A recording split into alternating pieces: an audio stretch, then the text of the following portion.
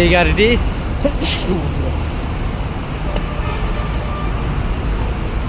অনেক টেকনিশিয়ান অনেকের খুব কষ্ট দিল। এই গাড়িটা হচ্ছে টিসি 3516 না 1615 কামিজ ইঞ্জিন 12 ভোল্ট। এই গাড়িটাতে এই দুটি তার দেওয়া হয়েছে, তেল খোলা হয়েছে অনেকবার।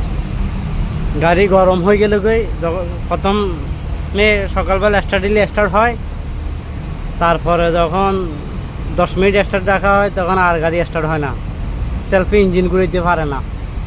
এই সমস্যা নিয়ে অনেক কষ্ট করছে।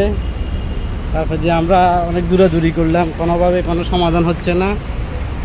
তারপরে যে এই মুহূর্তে এখন ইঞ্জিনের সমস্যা পাওয়া গেছে, ক্যাম যেটা আছে এই ক্যামের প্রবলেম হয়েছে, মানে স্টার্ট গরম হয়ে গেলে তখন আর স্টার্ট হয় না, ইঞ্জিন ঘুরাইতে পারে না সেলফে। অনেক টেকনিশিয়ানের এই সমস্যাটা দেখতে পারেনি, ইঞ্জিনটাও নতুনভাবে কাজ করা হয়েছে, অনেক টেকনিশিয়ানরাও এটা ধরতে পারেনি। দক্ষ টেকনিশিয়ানরাও এই সমস্যাটা সমাধান করতে পারে নাই, আমিও শুরুতে পারিনি। এখন ক্যাম্পটা করবে, এই হলো অবস্থা। ঠিক আছে, ধন্যবাদ।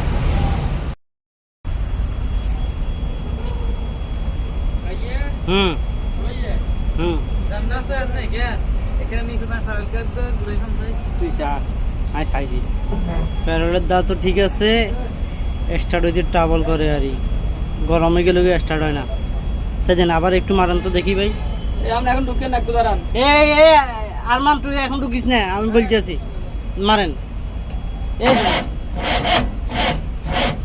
এইভাবে ইঞ্জিন লাভ হয়, বল ঠিক আছে দেখি। আগে ফার্মের সামনে সেল তো ঘুরবো, লম্বা লইতে তখন এরা কি সেল তো আমরা ঘুরে এনেছি, চেক করি ইঞ্জিন তো ঘুরবো, সেলফও নতুন লাগানো হয়েছে।